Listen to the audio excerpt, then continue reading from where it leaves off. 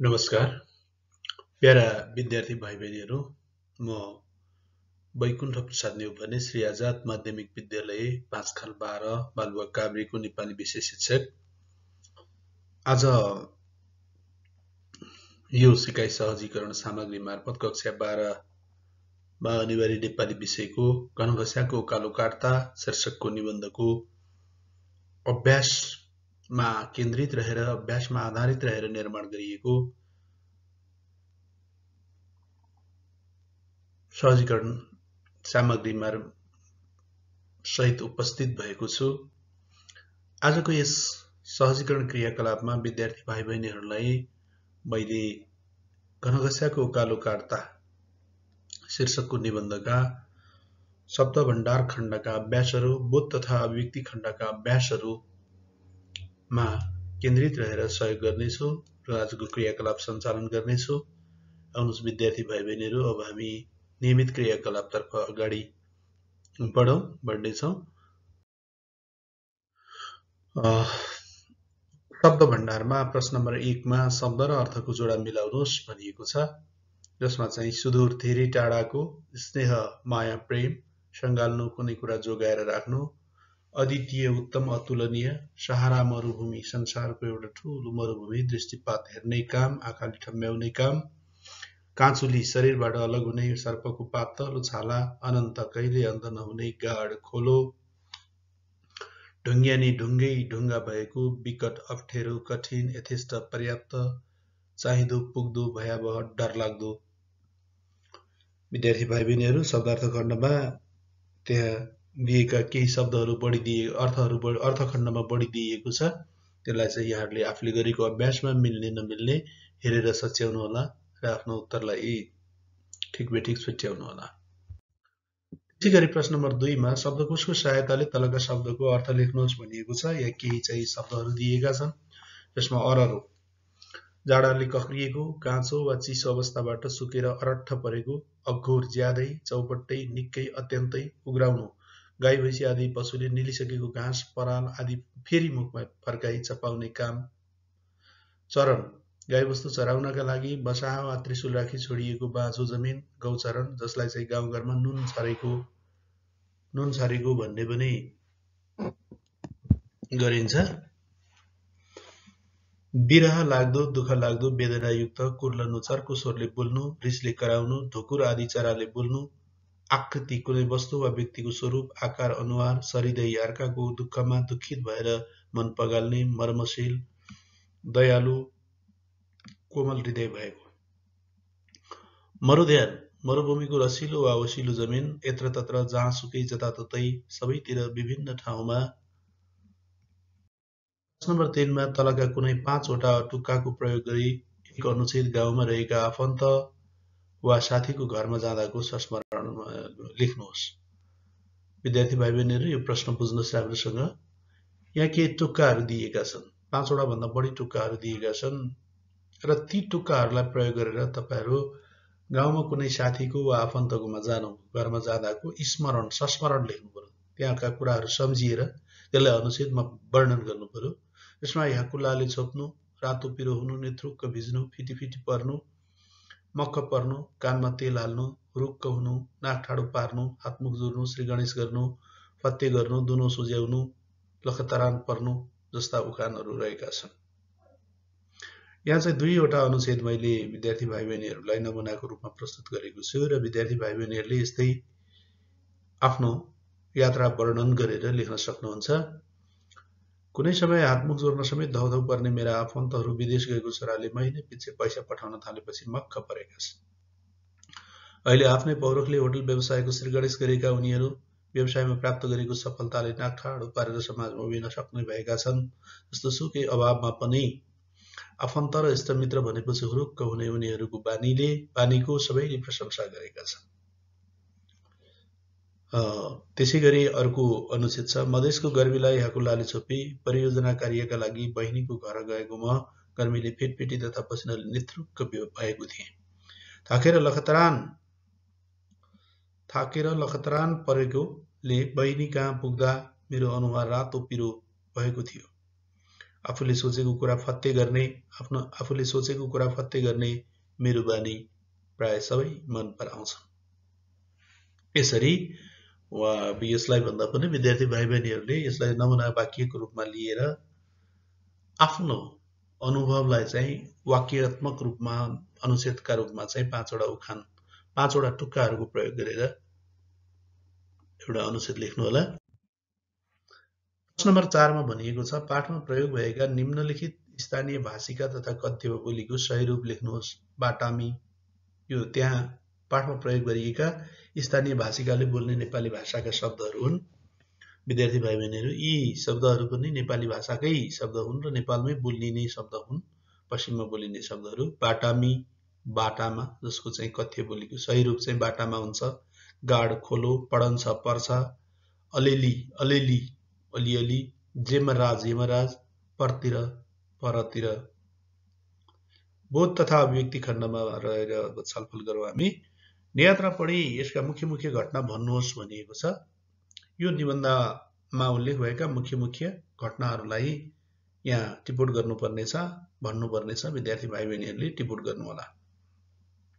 नेपालको प्रकृतिलाई नजिकबाट छुने, छाम्ने र बुझ्ने सिलसिलामा यात्राका क्रममा निबन्धकार पूर्वको इलामबाट पश्चिमको भ्रमणमा निस्कनु, नेपालको अनुपम प्राकृतिक सौन्दर्यले लेखकमा विशेष प्रभाव पार्नु, नेपालको दुर्गम तथा विकट क्षेत्रका बस्तीहरूलाई आधुनिक सुविधाले छोड्न सक्दा त्यस क्षेत्रको परिवर्तन हुन नसकेकोले जनजीवन कष्टप्रद रहेको, घनघस्याको उकालोलाई जीर्ण वृद्धको रूपमा मानवीकरण गरिएको, प्रकृतिसँग जुझ्दै शाही लेकको 2 दिनको बसाइ पश्चात सतबाजको लेकतर्फ लाग्नु, सतबाजको लेकको हिउँसँग आत्मीयता साड्दै ममता गाँच्दै यात्रा अगाडि बढाउनु, पाटन पुग्दा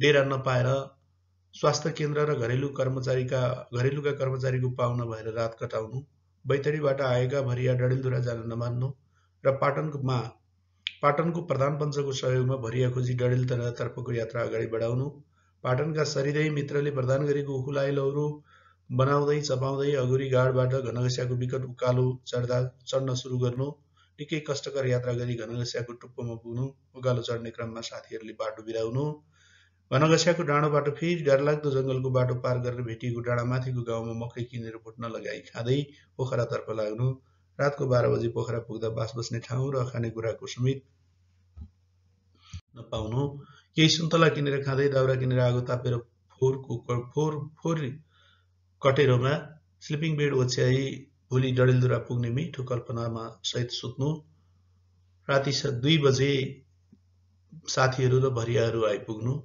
यो नै यसका मुख्य मुख्य घटनाहरू हुन्। यस्तो घटना चाहिँ भाइ बहिनीहरूले अब अरू छुटेका भए पनि यहाँहरूले टिप्नु होला। प्रश्न नम्बर 2 मा छ यस नियात्रामा तपाईलाई सबैभन्दा रोचक लागेको घटना कुन हो भन्नुहोस्। विद्यार्थी भाइ बहिनीहरू यो रोचक लागेको घटना चाहिँ भाइ बहिनीहरू मान्छेको स्वभाव अनुसार, मान्छेको प्रकृति र प्रवृत्ति अनुसार फरक हुन सक्छ। भाइ बहिनीहरूलाई अर्कै कुरा रोचक लागेको हुन सक्छ, त्यसलाई पनि प्रस्तुत गर्न सक्नुहुन्छ।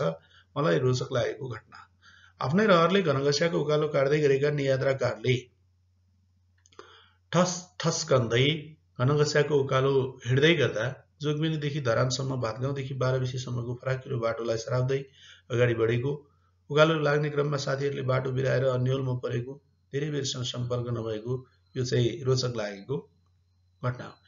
यद्यपि यो बाटोलाई सराप्नु पर्ने बाध्यता यहाँ चाहिँ निबन्धकारले लाक्षणिक रूपमा प्रयोग गरेका छन्। विकासका पूर्वाधारहरूको न्यायोचित र समानुपातिक वितरण हुन नसकेकोमा आक्रोश व्यक्त गर्ने सन्दर्भमा तत्कालीन राजनैतिक तथा प्रशासनिक नेतृत्वले दूरदर्शी तथा विवेकसम्मत निर्णय गर्नुपर्ने सो हुन नसकेको, आन्तरिक पर्यटन प्रवर्धनका लागि सरकारले ठोस योजना ल्याउन नसकेकोले अनुपम प्राकृतिक सौन्दर्यको उपयोग विहीन भई खेर गइरहेको प्रति लक्ष्य गर्दै यो सडकलाई सरापेको कुरा चाहिँ उल्लेख भएको छ। तर पनि घनघस्याको उकालो हिँड्ने क्रममा अब काठमाडौँको सडकलाई सराप्नुको कुनै अर्थ छैन। त्यसैले यसलाई चाहिँ मैले रोचक लागेको सन्दर्भ वा घटनाका रूपमा चाहिँ प्रस्तुत गरेको छु। 3 नम्बरमा पाठको दोस्रो अनुच्छेदमा उल्लेख भएका स्थानको सूची बनाउनुहोस् भनिएको छ। विद्यार्थी भाइ बहिनीहरू पाठको दोस्रो अनुच्छेदमा उल्लेख भएका स्थानहरू खप्तड, तुम्लिङ, राजापुर, काँसेघारी, तिलगेनी, घनघस्या, चन्दनी, अगुरीगाड, पुवाखोला, टुकुचा, सतबाँच, ट्याम्के डाँडो, अन्तु खोला, अन्तु डाँडो, चन्द्रगिरी जस्ता चाहिँ स्थानहरूको उल्लेख भएको छ। प्रश्न नम्बर 4, तलको नियात्रांश पढी सोधिएका प्रश्नहरूको उत्तर भन्नुहोस् भनेको छ। प्रश्न नम्बर 4 मा अनुच्छेद एकचोटि विद्यार्थी भाइ बहिनीहरू सुन्नु होला। टाउकामा चिप्लो न चिप्लो बरफको केश फुलाएर आफ्नो हरहरो वृद्ध शरीरमा काला रुखको जिङ्रिङ्गे भुत्ला ठड्याई यो घन घसिया गजदुम्म परेर बसेको छ। यो मान्छेहरूसित रिसाएको छ, गोरै रिसाएको छ, गोरी गाड जत्तिकै रिसाएको छ, अनि पोखरेली सेती नदी जत्तिकै रिसाएको छ। सेती नदी पृथ्वीको पेटमा भासिँदै जाओस्, यो चाहिँ ठडिएको ठडियै छ। यसले कहिले त टाउको झुकाउला कि भनेर मैले निरीक्षण गरिरहे, तर यसको लक्षण त्यस्तो लक्षण कतै भेटिएन। उल्टो यो झन्झन दृढ हुँदै गइरहेको पो मैले पाएँ। यो अनुच्छेद छ। सोधिएका प्रश्नहरू यस्तो छ। सेती नदी र घन घसियाका बीचमा रहेका समानता र भिन्नता के हुन्? विद्यार्थी भाइ बहिनीहरू यसको उत्तर निर्माण गर्दा विद्यार्थी निम्न कुराहरूलाई चाहिँ समावेश गर्नुहोला। यहाँ उत्तरमा छोटो कुरा लेखिएको भए तापनि बुलेटमा जस्तो कुराहरू लेखेको छु मैले, तर यतिले मात्रै विद्यार्थी भाइ बहिनीहरूको उत्तर पूर्ण हुँदैन। यहाँहरूको मौलिक यो चाहिँ गुरुमन्त्र मानेर यी वाक्यमा केन्द्रित रहेर यहाँहरूले उत्तर चाहिँ निर्माण गर्नुपर्ने हुन्छ। धेरै कुराहरू थप्नुपर्ने छ। प्रस्तुत अंश निबन्ध अंश तारानाथ शर्माद्वारा लेखिएको यात्रा निबन्ध घन घसियाको उकालो काट्दा को क्रममा घन घसियाको कठोर उकालो का सम्बन्धमा निबन्धकारको अनुभूति, निबन्धकारको अनुभव व्यक्त गरेका छन्, व्यक्त भएको छ। निबन्धकारका विचारमा घन घसिया सेती नदी जस्तै रिसाएको छ, अगोरी गाड जस्तै रिसाएको छ। सेती नदी जमिनमा भासिँदै सेती नदी मानिससँग रिसाएर जमिनमा भासिँदै छ, तर घन घसिया यो झुकेको छैन, भासिएको छैन, यो दृढ भएर उभिएको छ, ठडिएको छ। यो चाहिँ भिन्नताको रूपमा प्रस्तुत गरेका छन्। र निबन्धकारले निबन्धमा वर्णन गरे अनुसार सेती नदी र घन घसियाका बीचमा रिसमा समानता रहेको छ। अगोरी गाड र सेती नदी मान्छेसँग रिसाउँदै सुसाउँदै बगेका छन्। सेती नदी रिसले तल तल जमिनमा भासिएको छ। आसपासको किनाराका जमिनहरू लछार्दै बगेको छ। यो घन घसिया पनि त्यस्तै रिसाएको छ। गजधुम्म परेर हैन आफ्नो जिङ्रिङ शरीर चाहिँ ठड्याएर रिसले चाहिँ हेरेर घोसे मुन्टो लाएर बसेको छ। तर अब यसको बीचमा रहेको समानता यो रिसमा समानता भयो भने भिन्नता चाहिँ सेती नदी भासिँदै गएको छ। सेती नदी तल तल जमिनमा भासिँदै गएको छ, तर घन घसिया कहिले भासिएन, कहिले झुकेन। यो ठडिएको ठडियै छ, दृढ भएर उभिएको छ।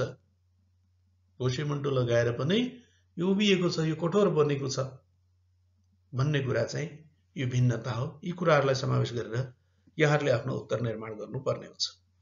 घन घसियालाई कसरी मानवीकरण गरिएको छ? डाक्टर तारानाथ शर्माद्वारा लेखिएको यात्रा निबन्ध घन घसियाको उकालो काट्दा प्रकृतिको मानवीकरण गरेर लेखिएको उत्कृष्ट निबन्ध हो। यसमा निबन्धकारको प्रकृति प्रेमको उत्कृष्ट भाव, प्रकृतिप्रतिको अनुरागको भावलाई व्यक्त गरिएको छ, चचल्किएको छ, पोखिएको छ। घन घसियालाई मानवीकरण गर्दै निबन्धकारले यात्रीलाई हेरेर खिस्सा हाँस्छ। घन घसियाको डाँडोले घोसे मुन्टो लगाएको छ। टाउकोमा चिसो र चिप्लो बरफको केश फुलाएर अरू वृद्ध शरीरमा काला रुखको जिङ्रिङ्गे भुत्ला ठड्याई गजधुम्म परेर बसेको छ। अगोरी गाड र सेती नदी जस्तै रिसाएको छ। कहिल्यै टाउको झुकाएको छैन, ठडिएको ठडियै छ, दृढ रहेको छ।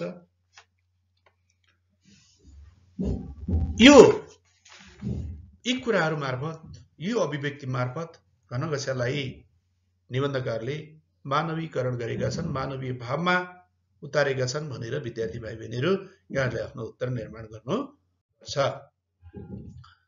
प्रश्न नम्बर 5 मा दिएका नियन्त्रांश पढी सोधिएका प्रश्नको उत्तर दिनुहोस् भनेको छ। एकचोटि यो अनुच्छेद सुनौ। जोगमिनीदेखि धरानसम्मको अलकत्री बाटालाई धिक्कार्दै र भातगाउँदेखि 12 सम्मको फराकिलो वा कालो बाटोलाई सराप्दै हामी ठस ठस गनिरह्यौं। सिंहदरबार अगाडिको चिप्लो बाटो त्यहाँ थिएन, न त्यहाँ भैरवाबाट बुटवल जाँदा जस्तो तेर्सो सोझो बाटो नै थियो। त्यहाँ त चुच्चे ढुङ्गाहरू पहरामा तेर्सिएका थिए, काला रुखका छायामा कचल्टिएर पसिनाले नेतृत्व भिजेर हामी 6 जना अभागी आकाशतर्फ उचालिरह्यौं। नील आर्मस्ट्रङलाई त्यति फिटी परेन होला, किनभने चन्द्रमामा पुग्दा उनीहरूसित यथेष्ट वैज्ञानिक उपकरण उपलब्ध थिए। हामी भने पानी समेत नपाएर रोयौं। निकै माथि पुगेपछि 2टा पानीका कुला भेटिँदा स्वर्ग पुगेको अनुभव भयो। मरुभूमिका यात्रीले एक्कासी मरुध्यान भेटे चाहिँ हामी फुलेल भयौं। प्रश्न छ, घनघस्याको उकालो चढ्दा अन्य विभिन्न ठाउँका सडकलाई सराप्नु पर्ने कारण के? विद्यार्थी भाइ बहिनीहरू, तारानाथ शर्माद्वारा लेखिएको घनघस्याको उकालो काट्दा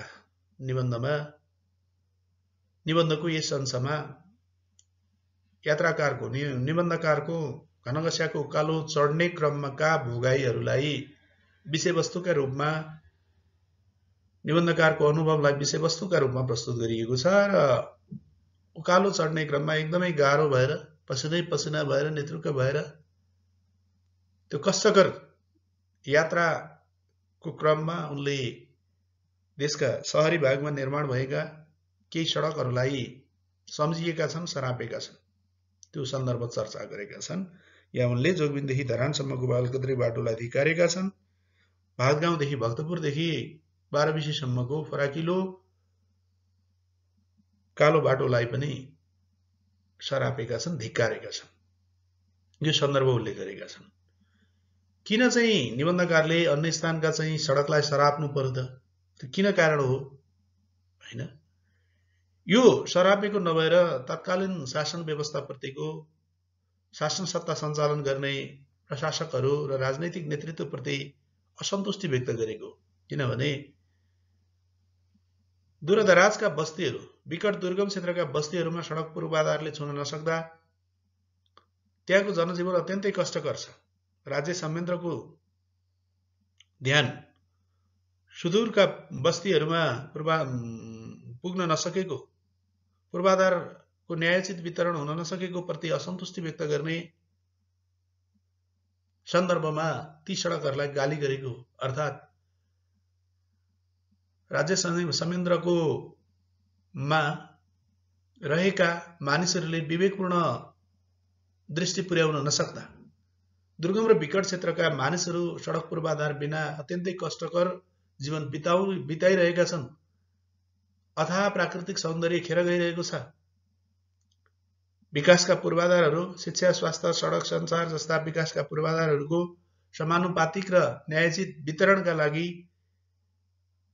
ध्यानाकर्षण गराउनका लागि यो गाली गरेको हो, सरापिएको हो, अरू केही पनि कुरा होइन।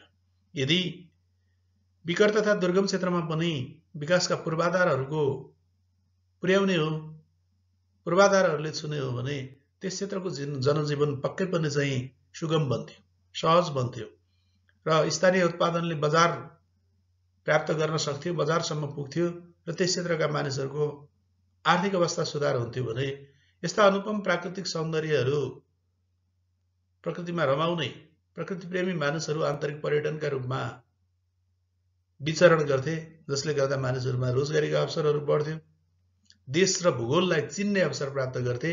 यसतर्फ शासक वर्गको ध्यान आकर्षण गर्नका लागि निबन्धकारले ती सडकलाई धिक्कारेको प्रसङ्ग उल्लेख गरेका हुन्। वास्तवमा कुनै आग्रह पूर्वाग्रह भएर धिक्कारिएको नभएर शासक वर्गको ध्यान आकर्षण गर्नका लागि मात्रै सरापेको सन्दर्भ उल्लेख गरिएको हो भनेर चाहिँ विद्यार्थी भाइ बहिनीहरूले आफ्नो उत्तर निर्माण गर्न सक्नुहुन्छ। नील आर्मस्ट्रङहरूलाई किन चन्द्रमामा पुग्न फिटफिटी परेन? निबन्धकारले यस अनुच्छेदमा चन्द्रमाका यात्री, अन्तरिक्ष यात्री नील आर्मस्ट्रङको यात्राको दृष्टान्त पेश गर्दै बरु उनीहरूलाई त्यति गाह्रो नभएको, आफूहरूलाई गाह्रो भएको यहाँ व्यक्त गरेका छन्। नील आर्मस्ट्रङहरू चन्द्र सतहमा पुग्दाखेरि उनीहरूसँग यथेष्ट वैज्ञानिक उपकरणहरू थिए र आवश्यक पूर्व तयारी सहित चन्द्र सतहको यात्रा गरेका थिए। तर नियात्राकारले त्यो भौगोलिक रूपमा विकट रहेको, दुर्गम रहेको, घनघस्याको उकालोको यात्राको क्रममा आवश्यक पूर्व तयारी गरेका थिएनन्। भोक लाग्दा खाने सामलको व्यवस्था पनि थिएन, तिर्खा लाग्दा खाने पानीको चाहिँ बन्दोबस्त थिएन। आवश्यक पूर्वाधार सहित पूर्व तयारी सहित यात्रा गरेकोले नील आर्मस्ट्रङहरूलाई फिटपिटी नपरेको, तर पूर्व तयारी बिना नै तयारी कमी भएको कारणले आफूहरूलाई चाहिँ अत्यन्तै कष्ट भएको, गाह्रो र असजिलो परिस्थितिको सामना गर्नु परेको भाव यस अनुच्छेदमा व्यक्त गरेका छन् र यो प्रश्नमा चाहिँ पूर्व तयारी सहितको यात्रा भएको हुनाले नील आर्मस्ट्रङहरूलाई फिटपिटी नपरेको हो भनेर यहाँहरूले आफ्नो उत्तर निर्माण गर्न सक्नुहुन्छ। प्रश्न नम्बर 6 मा पाठमा भनिए जस्तै अहिले पनि घनघस्या क्षेत्रको बाटाको यात्रा त्यत्तिकै कठिन छ त त्यस क्षेत्रमा साथी अथवा शिक्षकसँग सोधखोज गरेर अहिलेको अवस्था थाहा पाउनुहोस् र पहिले र अहिलेका बीचको भिन्नता लेख्नुहोस्। विद्यार्थी भाइ बहिनीहरू, यहाँहरूले यस प्रश्नको उत्तर निर्माण गर्दा निम्न कुराहरूलाई चाहिँ समावेश गर्नुपर्ने हुन्छ। घनघस्याको उकालोकर्ता निबन्धकार तारानाथ शर्माले 2024 सालमा गरेको यात्रामा आधारित रहेर त्यो यात्रा वर्णनलाई निबन्धको आकार दिएर रचना गरिएको उत्कृष्ट यात्रा निबन्ध हो। त्यस बेलासम्म घनघस्यालाई आधुनिकताले छुन सकेको थिएन। विकासका पूर्वाधारहरूले घनघस्यालाई छुन सकेको थिएन, स्पर्श गर्न सकेको थिएन। शासक वर्गको मनोवृत्तिले विकासका पूर्वाधारहरूको न्यायोचित तथा समानुपातिक वितरण हुन सकेको थिएन। शासक वर्गको ध्यान विकट तथा दुर्गम क्षेत्रमा पुग्न सकेको थिएन। उनीहरू सहर केन्द्रित थिए। योजनाहरू सहर केन्द्रित योजनाहरू बन्थे। योजना आयोगको नीति कार्यक्रमले दूर दराजका बस्तीहरूलाई, विकट बस्तीहरूलाई छुन सकेको थिएन। त्यसैले त्यस क्षेत्रका मान्छेहरू अत्यन्तै कष्टप्रद जीवन बिताउन, पैदल यात्रा गरेर चाहिँ आजाद गर्न विवश रहेको अवस्था निबन्धमा वर्णन गरिएको छ, उल्लेख गरिएको छ। निबन्ध लेखिएको समयभन्दा अहिले धेरै समय बितिसकेको, शासन व्यवस्था र शासकीय मानसिकतामा परिवर्तन आएको छ। पूर्वाधार विकास प्राथमिकतामा परेको छ। सञ्चार सुविधाको विकास भएको छ। घनघस्याको प्रकृति र भूगोल उही र उस्तै भए तापनि त्यहाँ विकासका पूर्वाधारहरूले छोएकोले अहिले सञ्चार सुविधा उपलब्ध हुन्छ। बाटोमा ती ढुङ्गानी बाटोमा तिखा ढुङ्गाहरूले घोच्नुपर्ने अवस्था छैन। केही सिँढीहरू निर्माण भएका छन्। पैदल यात्रीको सुविधालाई ध्यानमा राखेर ठाउँ ठाउँमा खानेपानीको व्यवस्थापन भएको छ। यी र यस्तै कुराहरू समेटेर विद्यार्थी भाइ बहिनीहरूले आफ्नो उत्तर निर्माण गर्नुपर्ने हुन्छ। प्रश्न नम्बर 7 मा यात्रामा सहभागीले कस्ता कस्ता समस्याको समाधान गर्नु पर्यो छोटकरीमा लेख्नुहोस् भनिएको छ। विद्यार्थी भाइ बहिनीहरू यो प्रश्नको उत्तर निर्माण गर्दा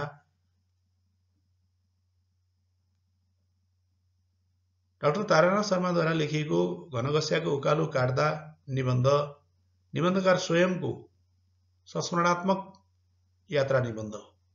यस निबन्धमा नेपालको सुदूरपूर्वको इलाममा जन्मिएका तारानाथ शर्मा लेखक स्वयं र केही साथीहरू सुदूरपश्चिमको यात्रा गरेको सन्दर्भलाई विषयवस्तुका रूपमा उठान गरिएको छ। त्यो यात्राका क्रममा हासिल गरेका सुखद तथा दुःखद अनुभूति र अनुभवहरूलाई अत्यन्तै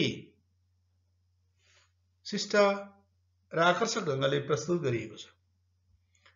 भौगोलिक विकटताका कारणले असजिलो रहेको ढुङ्गेनी बाटो, भोक, प्यास, बास समयमा बस्न नपाउनु, भरियाहरू नपाउनु, भूगोल अपरिचित भएकोले बाटो हराउनु, घनघोर जङ्गलको यात्रा गर्नु परेकाले जङ्गली हिंस्रक जनावरहरूको त्रास हुनु, भय हुनु, डर हुनु, हिउँले ढाकेको बाटोमा चिप्लिएर लड्नु,